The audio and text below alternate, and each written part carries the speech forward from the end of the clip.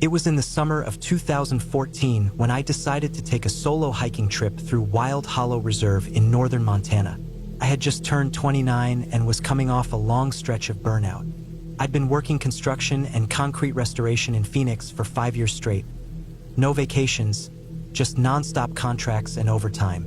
I didn't even know what it felt like to sleep in anymore. But by the time May rolled around, my shoulders ached all the time, my eyes looked dead in the mirror, and I couldn't remember the last time I had done something just for me.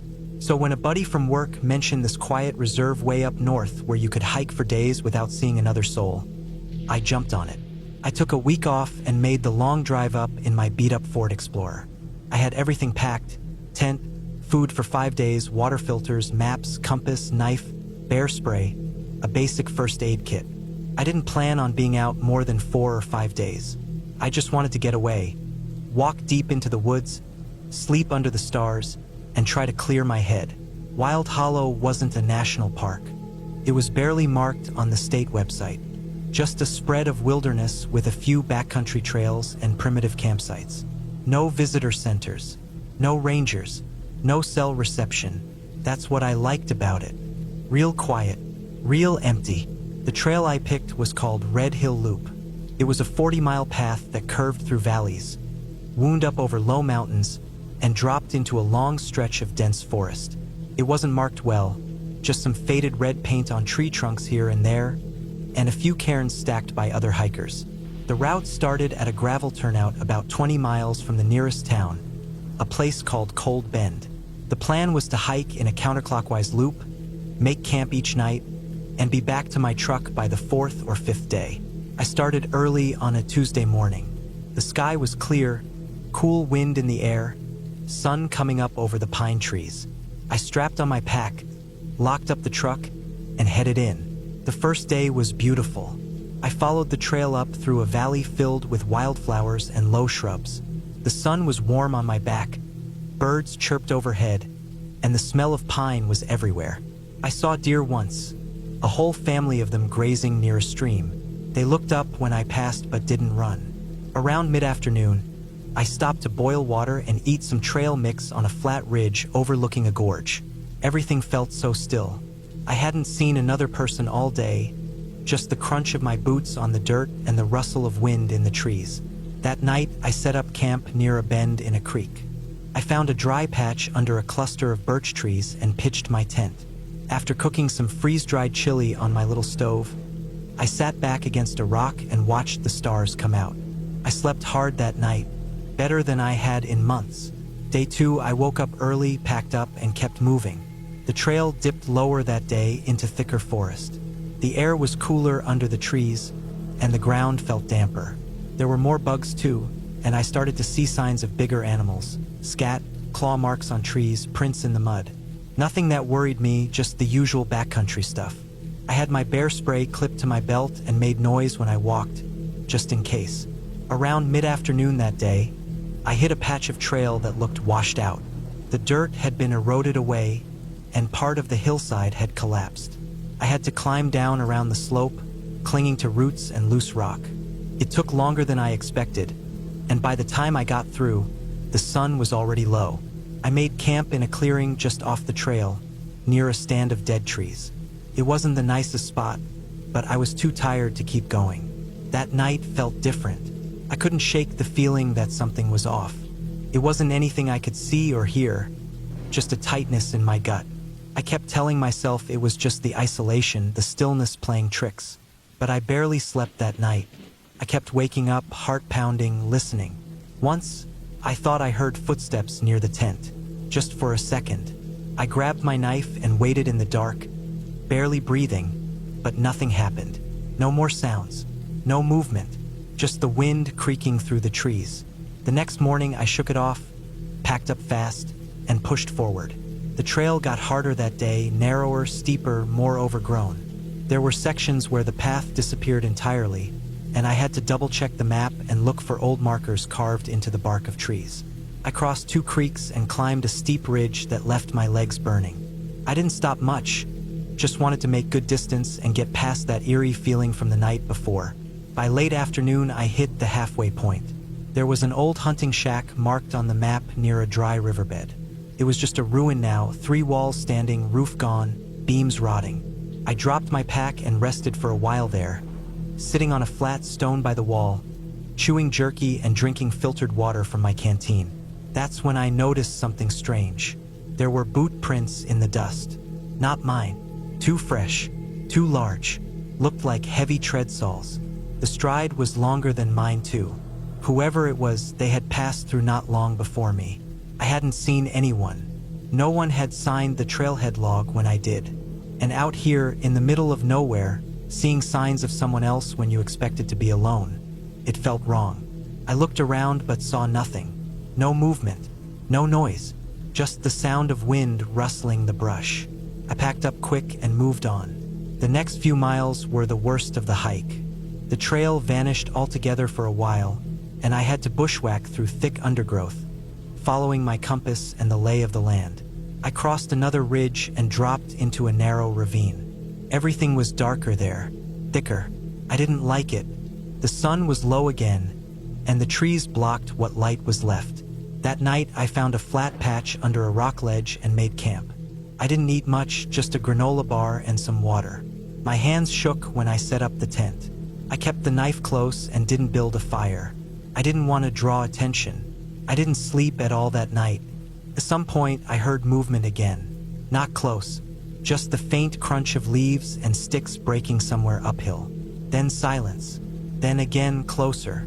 I sat in my tent, sweating, knife in one hand, flashlight in the other. I never turned the light on, just listened. The steps stopped eventually, but I stayed awake until dawn. By the time the sun rose, I was already packed up. I pushed hard that day, hiking for almost 10 hours straight.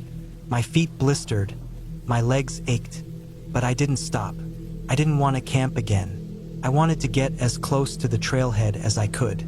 Around late afternoon, I passed another strange spot. It was a clearing with a fire ring in the center. Rocks stacked in a circle, charred wood inside, still slightly warm. Someone had camped here last night, but there were no footprints leading in or out. No gear, no signs of where they went, just the smoldering remains of a fire. I didn't stop. I kept moving until my legs gave out. I made a dry camp that night, no tent, just a sleeping bag under a fir tree. I didn't sleep, just waited for daylight. The next morning was foggy. The trail was slick with dew, and everything looked unfamiliar. I checked the map, compass, everything lined up, but the woods didn't look right. Trees looked twisted, off. I started to worry I'd gone in the wrong direction. Around mid-morning, I found something that made my stomach drop. Pile of bones. Small ones, maybe a deer or a large dog, picked clean, arranged in a neat stack with a ring of stones around it. Not natural, not an animal kill. Someone had done this, on purpose. I turned around and backtracked. I didn't care if it added another day. I wasn't walking past that. By early afternoon, I picked up a section of trail I recognized from day one, the ridge overlooking the gorge. I knew then I was just one long day from the truck. I pushed through, feet bleeding in my boots, heart racing the whole time. When I finally saw the gravel lot at the trailhead, I almost cried. My truck was there, dusty but untouched.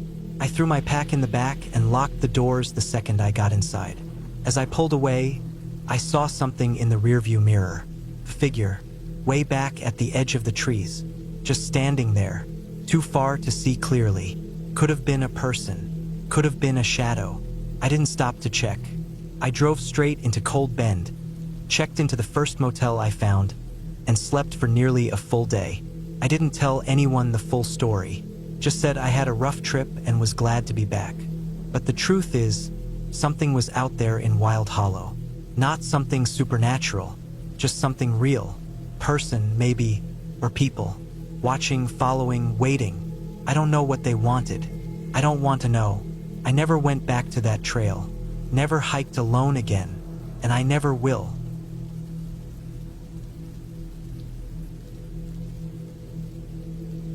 I was 37 the year I tried to hike the entire Cold Ridge Trail. It runs along the edge of a long mountain range in northern Wyoming. about 52 miles end to end, cutting through thick forest, open ridges, and valleys that don't see much traffic. I'd done parts of it before on weekend hikes, but never the whole thing in one shot. That summer, after my divorce and moving into a small one-bedroom place just outside Cody, I had time on my hands and something I needed to prove to myself. The Cold Ridge Trail isn't one of the popular ones. It's remote, not much cell service, and most of it runs along exposed ridgelines where weather changes fast. The Forest Service posts warnings about it every season, especially in late summer when thunderstorms roll through quick and the temperature can drop 20 degrees in an hour. But I went early September, figuring it would be after the worst storms but before snow made it impassable. I packed 5 days worth of food, a satellite beacon just in case, and my old reliable internal frame pack I'd had since college. The plan was to start at the southern trailhead near Miller's Crossing and finish 5 days later at the northern end near Elk Bend. My truck would be parked at the end, and I'd arranged for a guy from town to drop me off at the start. Felt good walking out into the trees that first day. I started around 7:30 a.m., sun low and the air crisp. I could hear the wind moving through the pines and the sound of my boots crunching the packed trail. That morning was quiet, peaceful. I moved slow and steady, keeping an eye on my map, stopping only to adjust my straps and drink water. The forest was dense on that end. Tall firs and spruce packed tight, with fallen logs and thick ferns along the trail. By noon, I reached a small clearing where I ate lunch. Just jerky, trail mix, and some water, but it hit the spot. I sat on a flat rock and let the sun warm my back while I looked over the valley. I didn't see another person all day. That's normal out there. A lot of folks avoid the trail because it's not well maintained, and the ridge part can be dangerous when the wind picks up. That night, I made camp near an old trail marker about 10 miles in. There was a small stream nearby, so I filtered some water and ate a freeze-dried meal by the fire. I had a small ultralight tent, the kind that barely fits one person, and I slept with my bare canister about 30 yards downwind. It was a good first day. I felt strong, legs a little sore but not bad. I remember lying in my tent that night, listening to the wind in the trees, thinking this was exactly what I needed. Space, quiet, something to work through the noise in my head. Day 2 was where things started to get harder. The trail climbed steadily all morning. Loose gravel in some places, and in others the path was narrow with a steep drop-off to one side. My pace slowed. The sky stayed clear, which helped, but I could feel the weight of my pack more now. Around mid-afternoon, the forest thinned, and I stepped out onto one of the first ridge sections. That part of the trail is exposed, nothing but low shrubs and rock, with views for miles on both sides. The wind picked up as I walked. It wasn't unbearable, but it made me keep a tighter grip on my trekking poles. I stayed close to the inner side of the trail, away from the edge, and kept my eyes on the path ahead. I don't like heights, but I'd done this part before and knew what to expect. I stopped that night near a group of boulders that offered some shelter from the wind. I was tired, but still doing okay. Ate another dehydrated meal, wrapped myself in my sleeping bag, and passed out. Didn't even remember falling asleep. The third day started strange. I woke up feeling stiff. My back ached like I'd slept on rocks, even though I had a pad under me. Took longer to get moving. My fingers were swollen, probably from dehydration, and my stomach felt sour. I didn't feel like eating, but I forced down some protein bars and drank as much water as I could. I figured maybe I just wasn't acclimating to the elevation well. That day the trail dipped down into a long valley before climbing back up to another ridge. The valley was quiet, too quiet. No birds, no wind, just this dead stillness that made the hair on my neck stand up. I kept checking over my shoulder. I wasn't sure why. Maybe I was just on edge from not sleeping well, or maybe it was the silence playing tricks on me. I didn't see any fresh tracks on the trail, human or animal, but I kept moving. Late afternoon, I reached the base of the next climb and filled my bottles at a small creek. The water tasted off, metallic. I filtered it twice but couldn't get rid of the taste. It made me gag. I had some electrolyte powder and added that to mask the flavor, but even that barely helped. The climb up the next ridge was brutal. Steep, rocky, and winding. The kind of hike where you think you're near the top, only to reach another rise just beyond. My legs felt like lead. My breath came short. I stopped more and more often. By the time I reached a flat enough spot to set up camp, it was nearly dark. I couldn't get warm that night, even wrapped in all my layers inside my bag. I shivered. The wind howled through the rocks, and the flapping of my tent kept waking me up. Around midnight, I had to get up to relieve myself and nearly tripped getting out of the tent. My legs were unsteady, and my head spun like I'd stood up too fast. I held onto a rock to steady myself and saw lights in the distance. 2 tiny white dots, way down in the valley. At first, I thought they were stars, but they moved. Slowly, like headlights. I watched for a while, trying to figure it out. Maybe another hiker with a headlamp? Maybe hunters?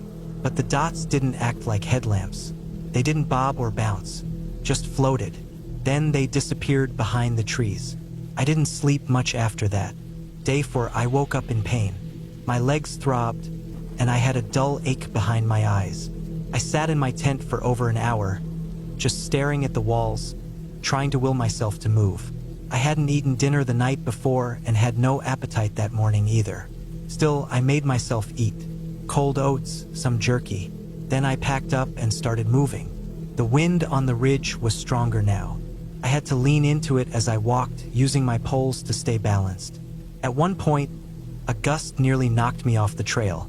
I dropped to a knee and waited for it to pass, heart pounding. It took hours to clear that ridge. By early afternoon, I reached the northern slope where the trees started again. The wind eased up in the cover of the pines, but I felt weak. My water tasted worse now, bitter, like something was off in my filter. I cleaned it before the trip, but maybe it got clogged. I had purification tablets as backup, so I used those at the next stream. My map said there was a small Forest Service shelter about 5 miles ahead. Just a lean-to, nothing fancy, but I made that my goal. The thought of getting out of the wind pushed me forward. I reached it just before dusk. It was smaller than I expected, 3 wooden walls and a slanted roof, with a stone fire ring out front. I dropped my pack inside, peeled off my wet socks, and sat with my back against the wall, trying to catch my breath. My skin felt clammy. I couldn't stop shaking. I didn't eat that night, just drank a little water and lay down inside the shelter, hoping sleep would fix whatever was happening to me. But it didn't. That night was the worst. I woke up twice, soaked in sweat. My stomach twisted like I was gonna vomit, but nothing came out. My joints ached so bad I had to grit my teeth just to roll over. I knew something was wrong. I'd done dozens of backpacking trips. This wasn't just altitude or fatigue. It felt like my body was shutting down. I thought about hitting the SOS on my beacon, but I told myself I was too close to the end. Just one more day. I could push through. I shouldn't have. The final day started before sunrise. I couldn't sleep anymore. My breath came shallow, and my hands trembled so bad I dropped my stove while trying to boil water. I didn't even bother packing breakfast. Just forced myself to stand, strapped on my gear, and started walking. The last section of the trail runs along a narrow ridge with sharp drop-offs on both sides. I don't remember much of that part, just the crunch of my boots, the wind howling, and the pounding in my skull. At some point I stumbled and fell, landing hard on my hip. My knee took a hit too, and I could feel it swell under my pants. But I got back up. I didn't have a choice. I followed the trail as best I could, checking the markers every few minutes to make sure I wasn't veering off. The forest grew denser near the end, and I remember pushing through branches, scraping my arms, nearly tripping over roots. I was running on instinct by then, just one foot in front of the other. When I finally saw the trailhead sign through the trees, I almost didn't believe it. I limped the last few steps and collapsed against the post, breathing so hard I thought I might pass out. My truck was there. I'd left it locked, with the keys hidden in a magnetic box under the bumper. It took me several minutes to crawl to it, unlock the door, and get inside. I drove straight to the ER in Cody, barely making it without blacking out. They diagnosed me with severe dehydration, acute kidney stress, and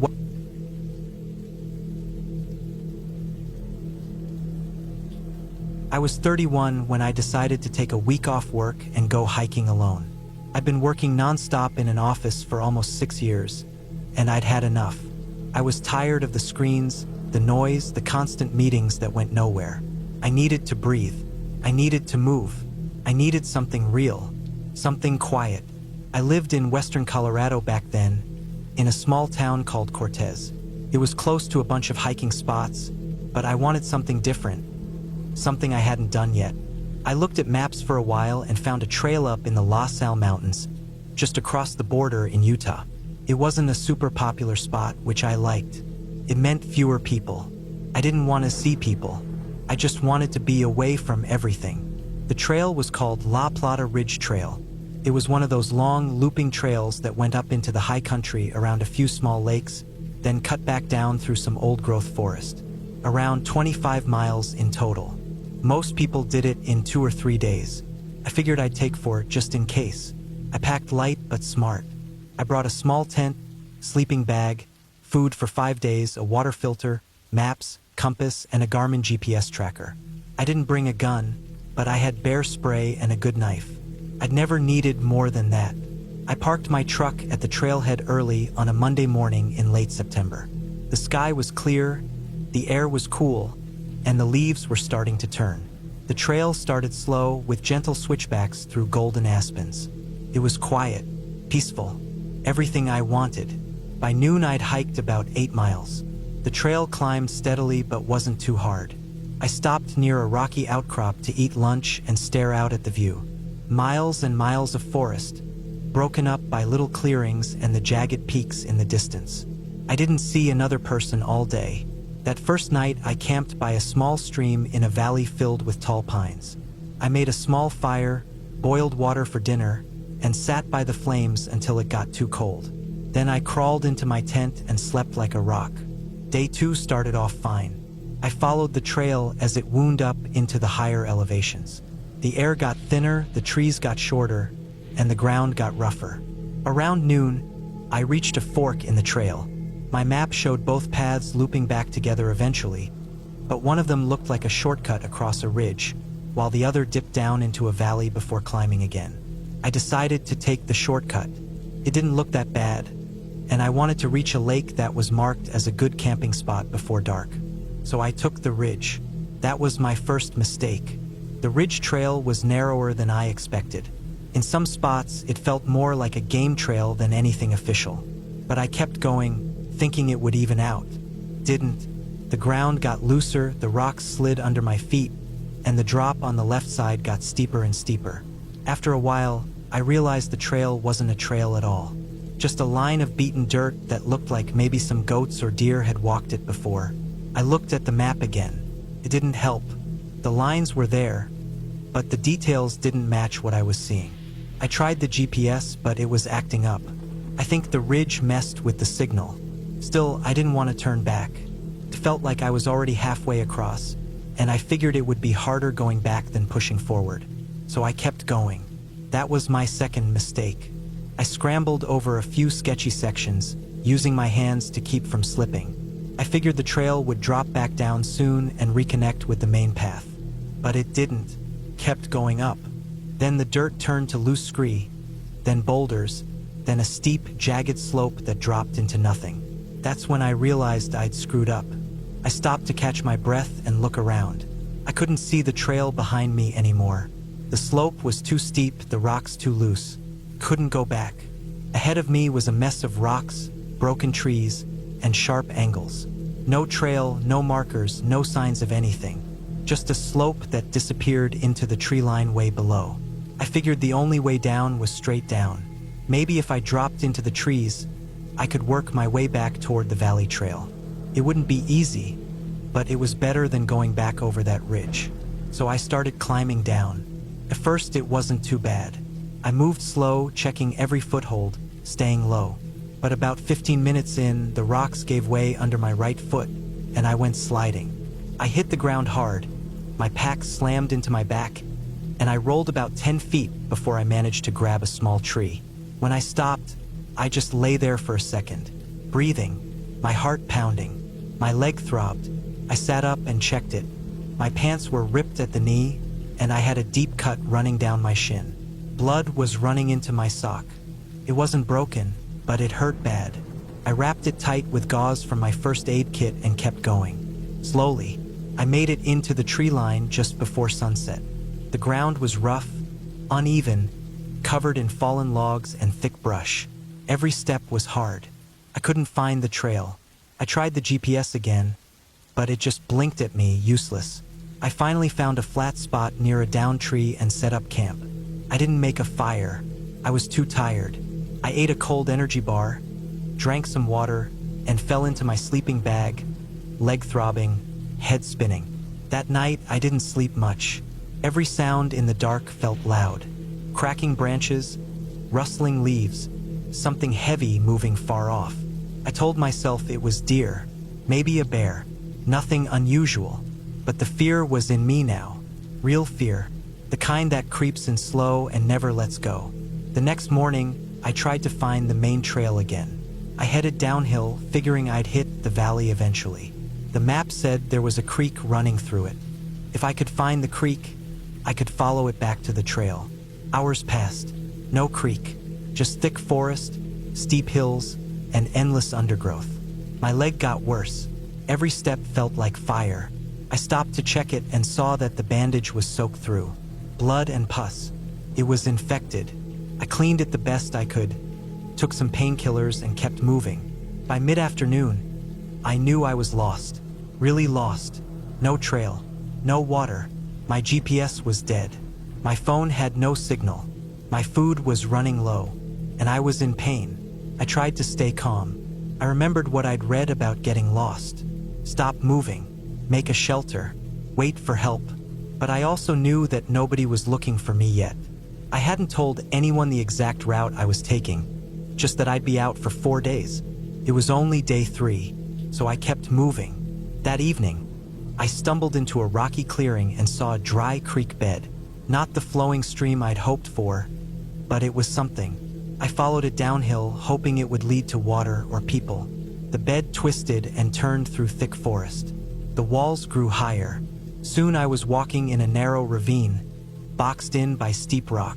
The sun dropped fast. Shadows grew long. Then I heard something. Not an animal. Not wind. Something metal. Clinking. Faint. I froze. Listened. There it was again. Metal on rock.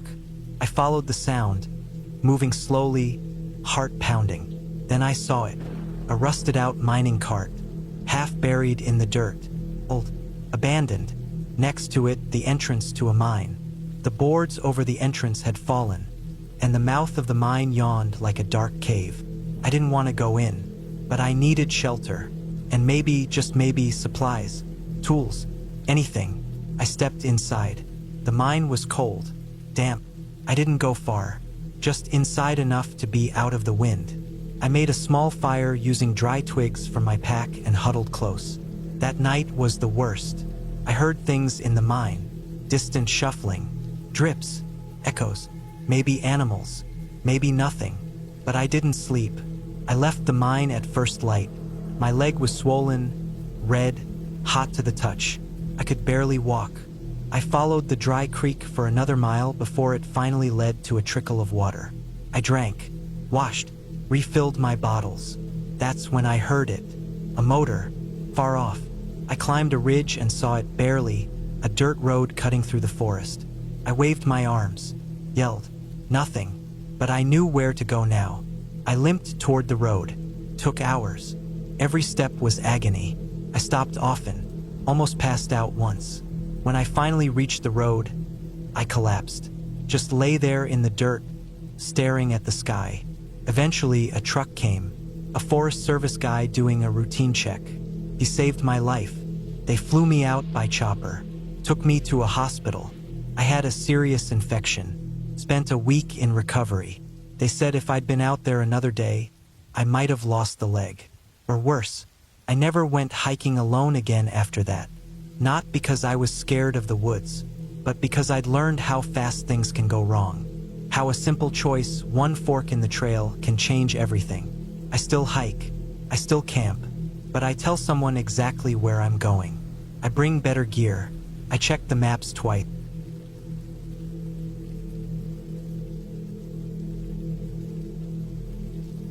In the fall of 2016, I was 33 and going through a rough patch in life. My long-term relationship had just ended. My job was on shaky ground, and I was constantly tired.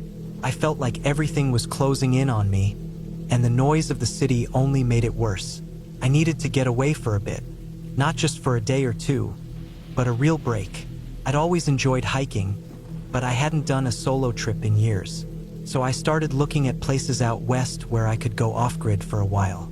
I found a quiet area in northeastern Oregon, deep in the Wallowa Mountains. Not many people went there in October, and that was part of the appeal. The weather would be chilly but manageable. I planned for a 6-day backpacking loop starting from a small trailhead outside a town called Joseph. I had everything I needed: plenty of food, water filters, extra clothing, a good map, compass, and a satellite beacon just in case. I wanted to disconnect from everything, clear my head, and maybe feel like myself again. The first 2 days went exactly as I hoped. The air was cool but fresh. The trees were glowing gold and orange, and the only sounds were the wind, birds, and the crunch of my boots on the trail. I saw elk on the first morning and a bald eagle the second afternoon. I made camp by a lake on night 2, cooked a hot meal, and slept better than I had in months. On the third day, I decided to take a detour. According to my topographic map, there was an old, lesser-known route that would shave off about 5 miles and take me over a ridge with incredible views. The trail was marked, though barely, and it wasn't part of the official loop anymore. It had been decommissioned years ago, but I figured with a good map and compass, I'd be fine. I've hiked my whole life. I felt confident. The trail was rough, overgrown, and steeper than I expected. I climbed for hours, brushing past thick pine limbs and loose rocks. It was slow going, but the ridge at the top was everything the map promised. I could see for miles, layers of blue mountains fading into the horizon. I sat there for a while, ate lunch, and felt better than I had in months. It was the first moment in a long time that I actually felt at peace. But the peace didn't last long. As I descended the other side of the ridge, I noticed the trail markers were almost completely gone. I checked my map and compass often, but the terrain didn't match up right. The hills were steeper, and the valley below looked further than I expected. I tried to keep heading in the direction I thought was right, but everything started to feel unfamiliar. After another hour, I realized I wasn't on the trail at all. I was just hiking down a mountain with no path in front of me. I wasn't panicking yet. I had gear, supplies, and I could always backtrack if I needed to. But the slope was too steep to climb back up easily, and I didn't want to lose daylight. I figured I'd continue down the valley and eventually hit a stream or something I could follow. Usually, water sources led to trails or old roads. That was the logic I stuck with. By dusk, I was deep in the trees, and the temperature dropped fast. I set up camp in a small clearing, boiled some water, and ate quickly. I marked my location on the map as best I could, even though I wasn't sure where I was anymore. I turned on my satellite beacon and sent out a check-in signal so my brother back home would see I was okay. That night, something felt off. I kept waking up, thinking I heard movement outside the tent. Not animals, something quieter, more deliberate. Every time I peeked out, there was nothing but darkness and the swaying of trees. I told myself it was nerves, the isolation getting to me. Still, I barely slept. The next morning, the real trouble started. I packed up early and tried to keep heading downhill, figuring I'd hit a stream or road eventually. But the terrain got worse. Fallen trees, loose rocks, steep drop-offs. At one point, I had to slide down a slope on my backside, and that's when I twisted my ankle. It wasn't broken, but it was bad. I could still walk, but only slowly and with a limp. I sat for a long time, icing it with water from my bottle and trying not to panic. I still had enough food for 3 days, and my beacon still worked. But I didn't want to hit the SOS unless I had no other option. It was a pride thing, maybe. Or maybe I didn't want to admit I'd screwed up this badly. I hobbled for another hour that day before giving up. I made camp again and tried to stay warm. My ankle was swelling, and the pain was constant. That night, I heard the movement again. Soft, slow, like something or someone was circling the camp. I shined my flashlight into the woods, but the beam only went so far. I yelled a few times, hoping whatever it was would run off, but it didn't. I didn't hear running, just silence. Then the rustling again an hour later. I didn't sleep at all. On the 5th day, I was out of ideas. I couldn't go uphill, my food was low, and the map was no help anymore. The forest around me looked the same in every direction. Tall pines, cold air, and no sign of a trail. That's when I heard water. Not a stream, but fast-moving water. A river, maybe. I followed the sound and found a rocky bank where a wide creek ran through a narrow canyon. It wasn't on my map, but I figured if I followed it, I'd eventually hit a logging road or a ranger station. It was the best shot I had. The problem was that the canyon walls were steep. I had to walk on the rocks along the side, and every step made my ankle scream. I used a branch as a crutch, moving slowly, step by step. I slipped more than once. My pack was heavy, and my legs were shaking from hunger. Around mid-afternoon, it started to rain. Cold, steady rain that soaked through my jacket and made the rocks slick. I knew I had to find shelter soon. That's when I saw it. An old shack, half collapsed, on the other side of the creek. It looked like it had been there for decades. Probably a trapper's cabin or something from the logging days. The roof was caved in on one side, but the other side looked intact. I crossed the creek carefully, got inside, and dropped my pack. The place smelled like rot and mold, but it was dry. There was a broken cot, a rusted stove, and a few old cans in the corner. I laid out my sleeping bag and started a small fire in the stove with some dry twigs from under the roof overhang. It wasn't much, but it was warmth. For the first time in 2 days, I felt like I could think straight. That night was the worst. Around midnight, I woke up to a noise outside the shack. At first, I thought it was just wind in the trees. Then I heard footsteps. Not heavy, just slow, deliberate. Something was walking outside the shack. I sat up, holding my pocket knife, heart pounding. The steps circled the shack once. Then again. I held my breath. Eventually, the steps faded. I didn't move until dawn. In the morning, I stepped outside and looked around. Nothing. No prints, no animals, no sign of anyone. Just forest in every direction. I didn't know what to think. Maybe I was losing it. Maybe it had just been a deer or some other animal checking the place out.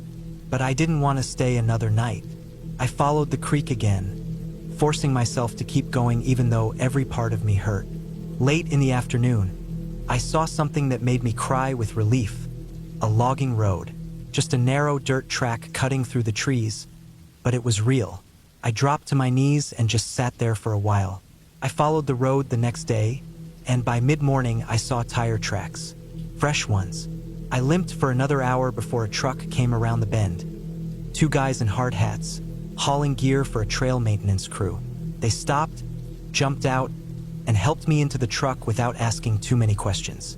I broke down in the passenger seat. I hadn't cried in years, but it all hit me at once. They drove me to the nearest ranger station. I gave my name, showed ID, and let them contact my family. My brother had been watching my satellite check-ins, and when they suddenly stopped after day 3, he was starting to worry. I spent the night in a motel, took the longest shower of my life, and flew home 2 days later. I lost 20 pounds on that trip. My ankle took months to heal right, but I learned a lot.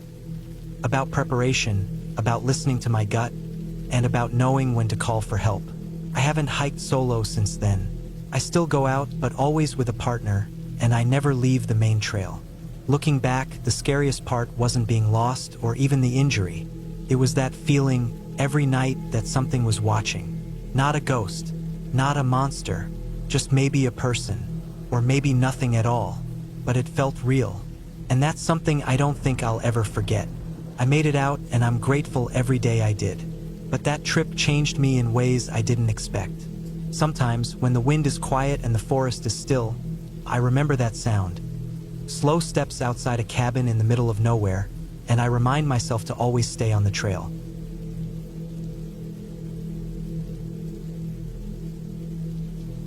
In the summer of 2017, I took a week off work and drove out to Wyoming.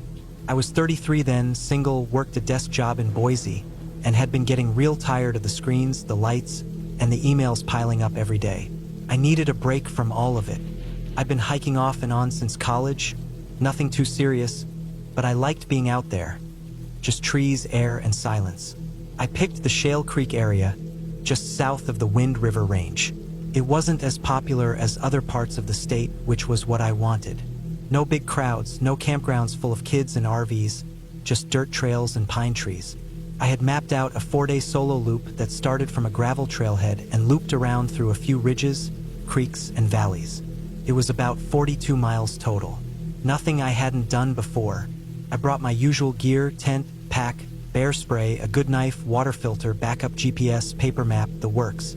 I planned to hike about 10 to 12 miles a day and set up camp somewhere off the trail each night.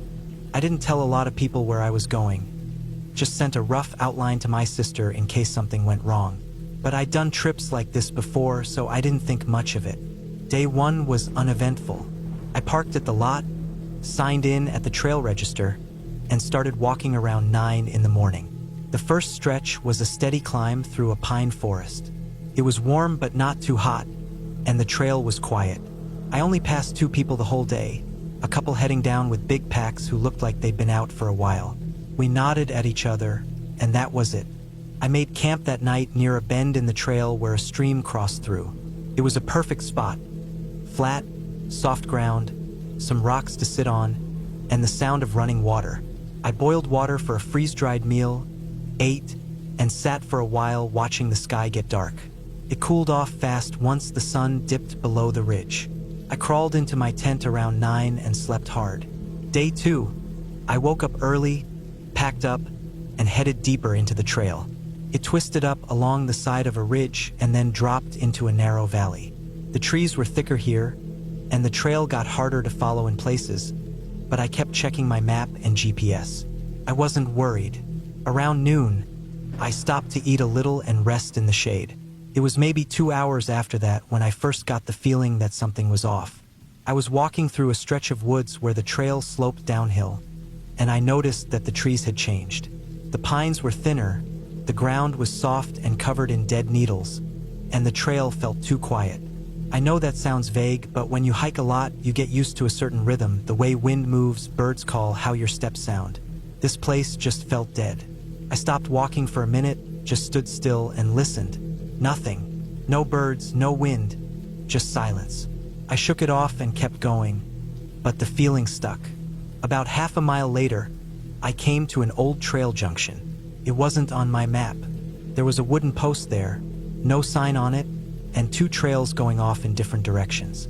One was the one I was on, and the other looked older, less used, but still walkable. I checked my GPS, but it was glitchy, maybe from the trees overhead or the hills. It couldn't find a signal. I stood there for a while, comparing the paper map to the terrain. I was pretty sure I was still on the right trail, so I kept going straight. I figured if I was wrong, I'd notice soon enough. About an hour later, I realized I hadn't seen a trail marker or cairn in a long time. The ground was rocky, and I could barely see any worn footpath at all. The woods got thicker, and the terrain started climbing again. My GPS still couldn't find me. I tried to backtrack, but the trail was hard to follow, and everything looked the same: trees, rocks, shadows. I didn't panic, but I knew I was off trail. I checked the map again, trying to find a landmark I could recognize. I decided to keep climbing the ridge I was on. If I could get to the top, I'd probably be able to see where I went wrong and get a better signal. It took almost 2 hours to reach the top. My pack felt heavier than usual, and my shirt was soaked through with sweat. I was tired and hungry, but when I finally got to the top, I felt a rush of relief. The trees thinned out, and I could see the valley below. The sun was getting low, casting long shadows, but it lit up enough of the landscape that I could spot the creek I'd passed earlier. I was a couple miles off trail, maybe more. I took out my compass, checked the direction I needed to go, and marked a straight line back toward where I figured the main trail would be. It meant bushwhacking down the other side of the ridge and then cutting across the valley, but I'd done worse. I made camp up there on the ridge. Flat enough, not perfect, but good enough. I ate cold food and drank filtered creek water from earlier, then lay in my tent watching the light fade through the nylon walls. That night, I heard something moving outside my tent.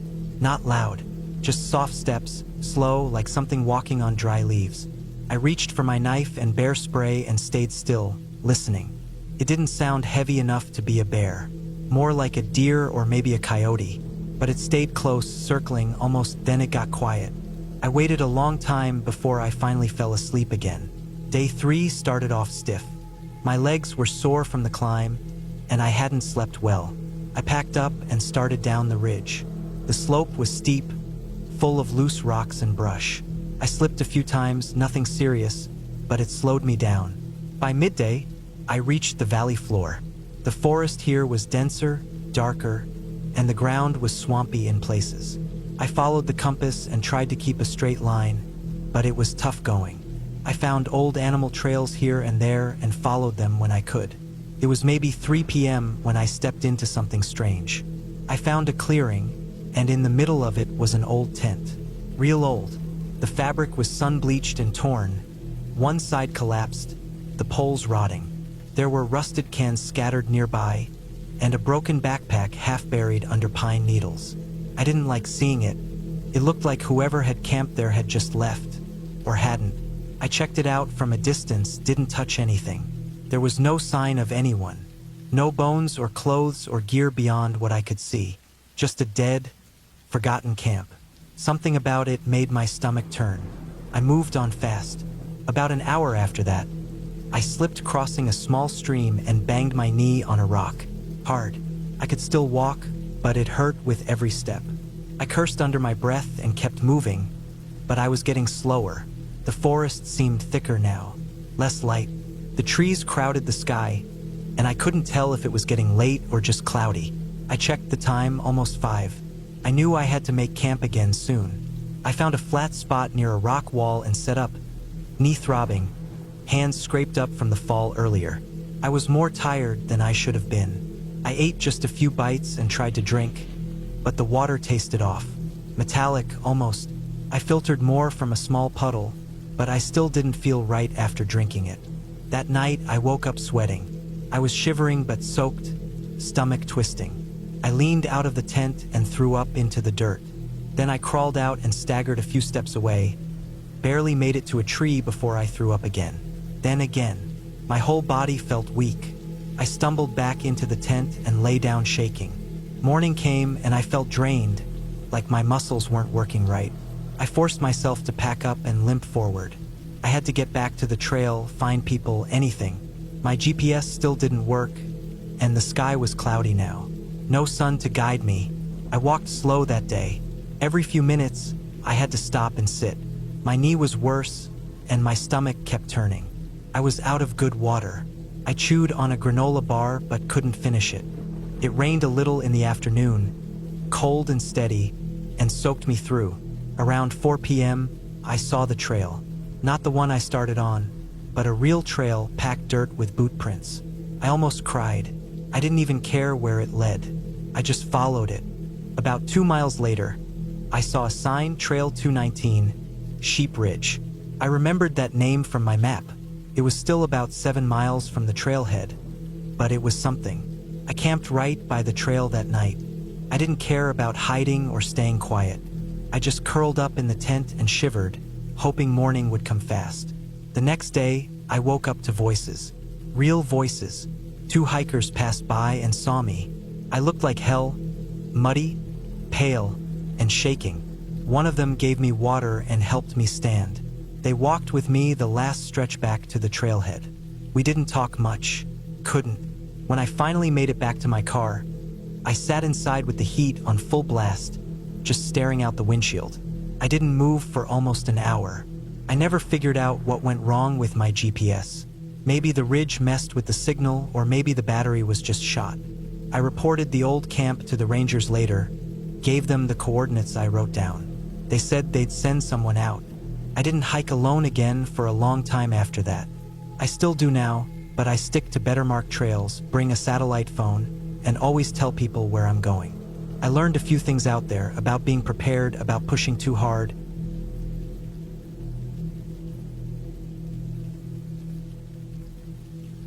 It was late September of 2013 when I decided to take a solo hiking trip. I had just turned 33 and needed a break from my regular life. I worked a boring desk job in Cincinnati and lived alone in a quiet apartment with my dog, who I left with my sister for the weekend. I wasn't going through anything dramatic or tragic. I just needed some time away from everything and everyone. I figured getting out into the woods would clear my head. I picked a hiking trail I found online, something I hadn't tried before. It was called the Crooked Ridge Loop, a long, lesser-known trail in the southern edge of the Daniel Boone National Forest in Kentucky. According to the small blog I read, it was once part of an old fire lookout route, but had been mostly forgotten after newer, more tourist-friendly trails opened up. That was exactly what I wanted: peace, quiet, and nature. The loop was just under 17 miles, stretching through hills, sharp ridges, and narrow paths deep in the woods. It wasn't officially maintained anymore, but a few locals said it was still passable if you knew how to read a map. I printed out a topographical map, packed my gear, tent, food, water, a knife, headlamp, compass, and a fully charged satellite phone, and headed out early on a Friday morning. The drive down was about 3.5 hours. I got to the trailhead just after 9 a.m. The parking area was just a patch of gravel off an old county road. No other cars were there. It was quiet. Too quiet, honestly. But that was what I wanted. I locked up my car, double-checked everything, tightened the straps on my pack, and started the hike. The first few miles weren't too bad. The trail was overgrown in places, but I could still follow it. Twigs snapped under my boots, and the forest smelled like damp leaves and pine. Every so often I'd pass old, faded trail markers nailed into trees, probably not touched in a decade. The sun came through the trees in broken streaks, and a cool wind kept the air moving. Felt good to be out there. I made decent time that first day. My plan was to finish half the loop before making camp. Around 4 in the afternoon, I came to a narrow ridge that dropped off steeply on both sides. The trail was barely wide enough for one person, and loose rocks made it feel unstable. I took it slow, planting each foot carefully before shifting my weight. It wasn't the kind of place you wanted to rush through. Once I crossed it, the trail dipped down into a darker part of the forest. The trees were taller here, and the ground was soft with thick layers of fallen needles.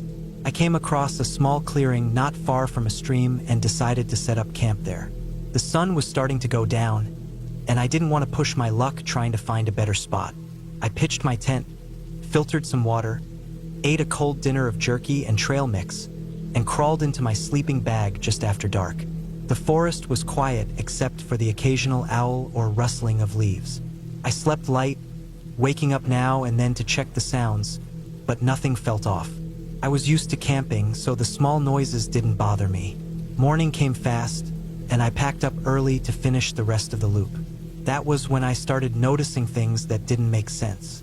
About a mile from where I camped, the trail started to disappear. Not gradually either, it just stopped. I stood in a clearing where the dirt path should have kept going, but it was gone. I looked at my map again and again, but it didn't add up. I was in the right place, but the trail wasn't. Thinking maybe I missed a turn, I backtracked for a bit and scanned the area. That's when I saw what looked like a trail off to the left, hidden behind thick underbrush. It wasn't marked, and I had to push through branches and thorny vines just to get a better look. But it curved in the direction the loop was supposed to go, so I figured maybe this was part of the original trail that had just grown over. I kept going, telling myself I'd hit a more obvious section soon. The trail, or whatever it was, grew narrower with thick roots and slick patches of moss. It didn't feel right, but I didn't want to turn back. I told myself I was being dramatic. By noon, I was climbing steadily uphill through a dense section of woods. The trees grew close together, and there was almost no sound at all. Not even birds. That's when I tripped. It wasn't a bad fall, but I scraped my arm and twisted my ankle just enough to feel it. I sat there for a while, drinking water and catching my breath. My ankle throbbed, but I could still walk. Slowly, I started to realize how far off trail I probably was. I hadn't seen a marker in hours, and the path was more like a deer trail now. Still, I kept thinking if I just kept pushing, I'd reconnect with the loop. That afternoon, I reached a wide ravine with no clear way across. The hill dropped off sharply, and the other side was maybe 40 feet away. There was no bridge, just rocks and a few dead trees. I had two choices: go back the way I came or try to get across. I should have turned back, but I didn't. I found a fallen log that stretched across part of the ravine. It looked strong enough, thick and mostly dry. I tested it with my weight and inched my way across. Halfway through, a loud crack shot through the air.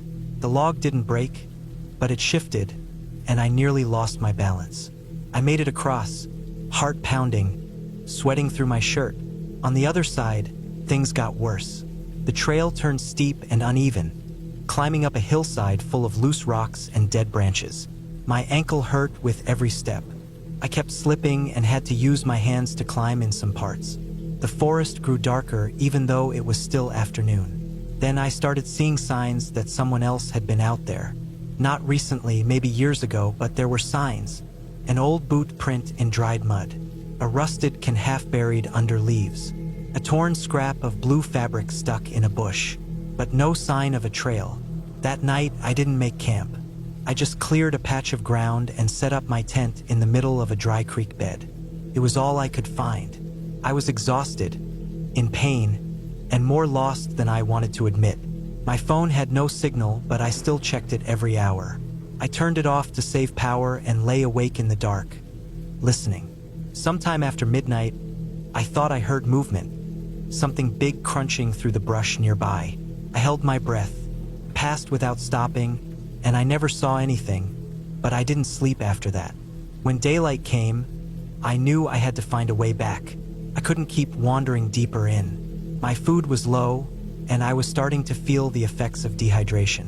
I followed the rising sun, figuring that would eventually take me east, back toward the road. The terrain was brutal. Hills, cliffs, thick brush. At one point, I had to slide down a steep slope on my back just to keep going. My hands were cut up from grabbing rocks and branches. Around noon, I came across something that stopped me cold. A backpack, old, sun-faded, half covered in leaves. I walked up to it slowly. It was torn open, and the contents were scattered. Rotting clothes, a broken flashlight, a moldy notebook that had gone unreadable from rain. No sign of the person who left it. That's when panic set in. Real panic. This trail had a history, even if it wasn't written down. Someone else had come this way and never made it back. I knew I had to get out. Fast. I rationed my water, ignored the pain in my ankle, and kept moving. I gave up on finding a trail and just picked a direction and committed to it. Every hour I stopped to rest, drink a few sips, and check the map. It wasn't helping. I had no idea where I was. By late afternoon, I spotted something through the trees. Something that didn't belong. Piece of metal. I limped toward it and realized it was a hunting blind, propped up in a tree. Not new, but not ancient either. That meant people came out here. Hunters. Locals. Somebody. I kept going in that direction, and an hour later I found a path. A real one. Dirt packed down from boots, tire marks from an ATV. Relief hit me like a wave. I followed it, limping and dragging my aching foot, until I reached a dirt road just as the sun dipped below the trees. I walked that road for over a mile before I saw a cabin. Not a ranger station, just an old wooden cabin with smoke coming from the chimney. I didn't even knock. I just walked up and knocked on the door until a man opened it, looking confused and cautious. I told him I was lost. He gave me water, let me sit, and radioed someone in town. 2 hours later, a county deputy picked me up and drove me back to my car, which was still sitting untouched in the gravel lot. It was almost midnight. I didn't cry until I was halfway home. I never told many people about that trip. Just my sister, and only because she had my dog and wanted to know why I was late. I still hike now and then, but never alone. Never on unmarked trails. And never without a GPS beacon clipped to my chest. I don't know who that old backpack belonged to. I don't want to know. All I know is I made it out. And some people don't.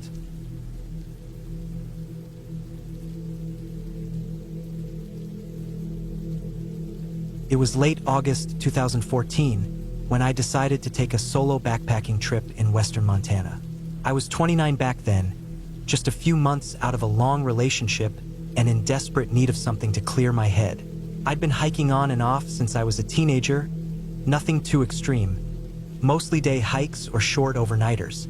But this time, I wanted to push myself a little further.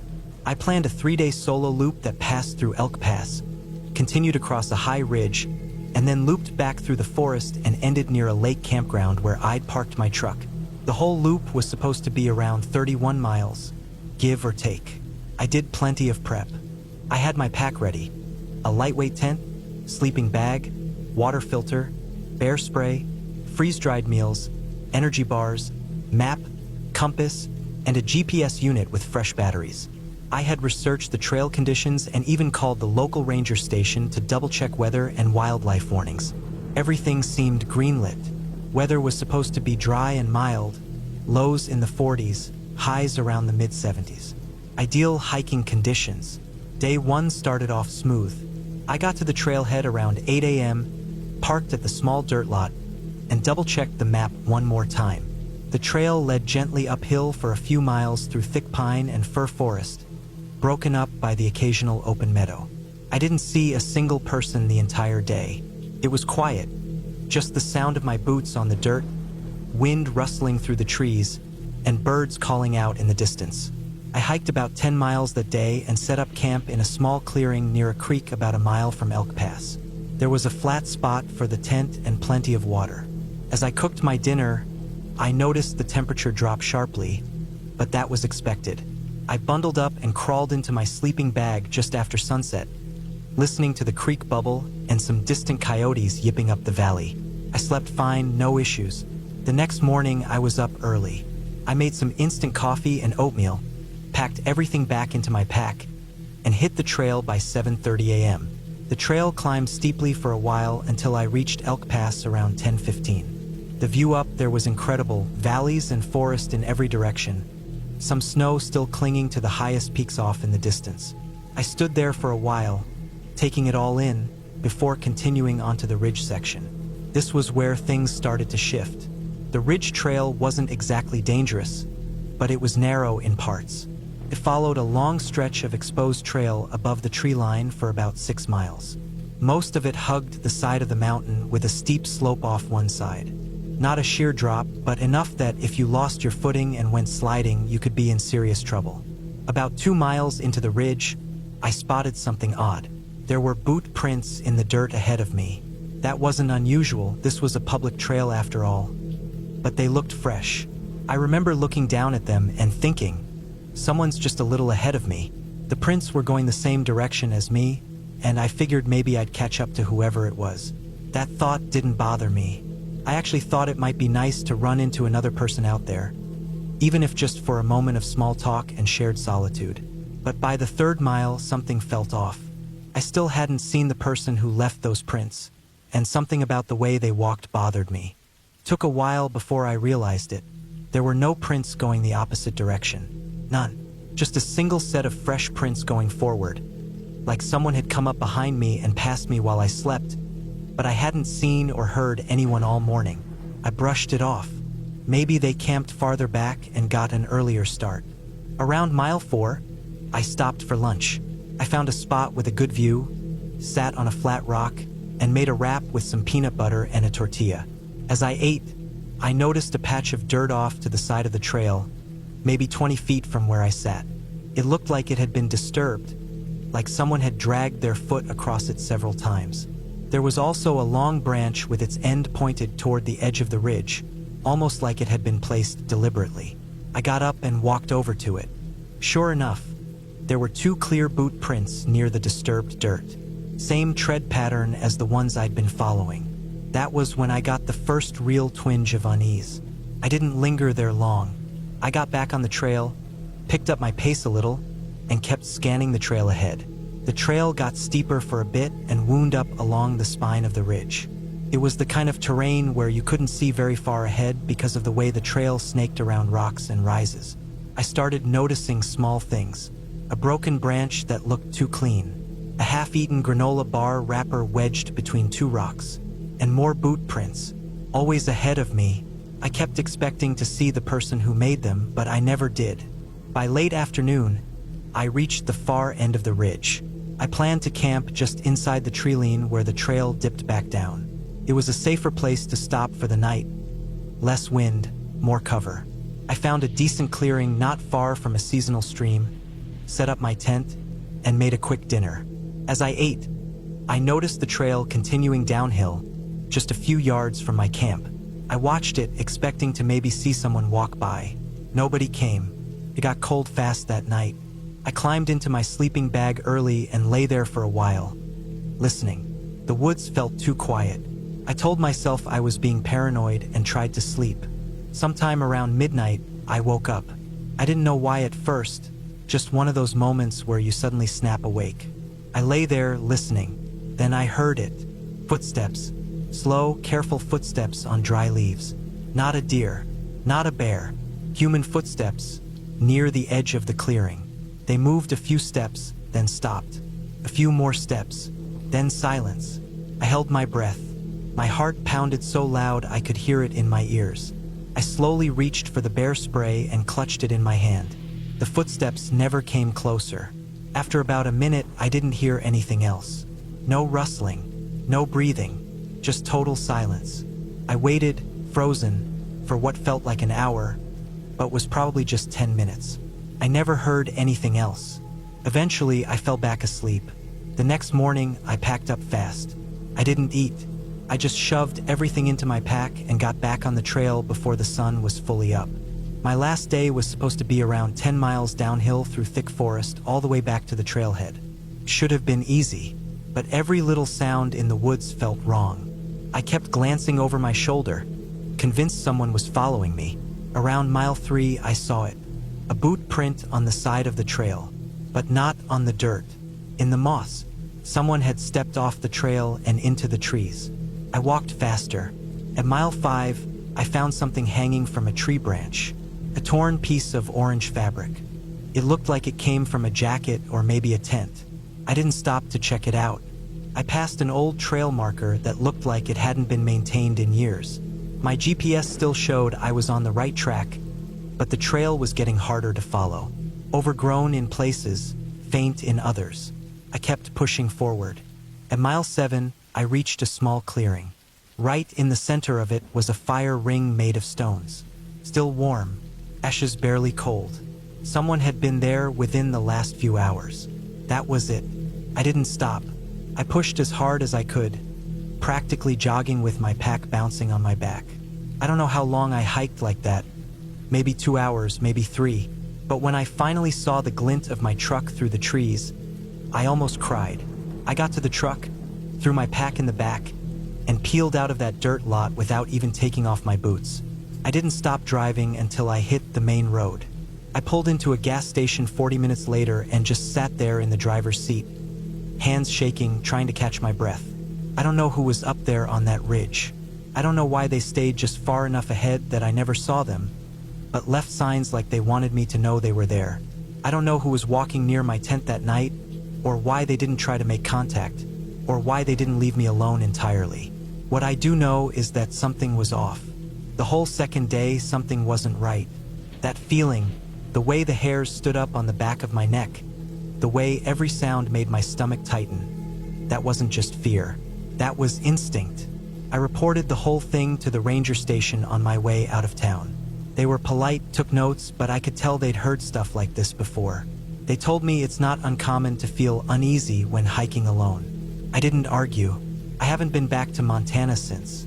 I still hike, but I don't go solo anymore. And I don't stay overnight without cell service or a way to get help. Some people say the wild is peaceful, quiet, healing. And sometimes that's true. But other times you get out there and realize that the silence is just a cover, that you're not as alone as you think. And sometimes someone out there is watching, waiting, not to hurt you necessarily, but just to see what you'll do when you know you're not alone anymore. That trip changed the way I see the woods. It made me respect the silence and fear it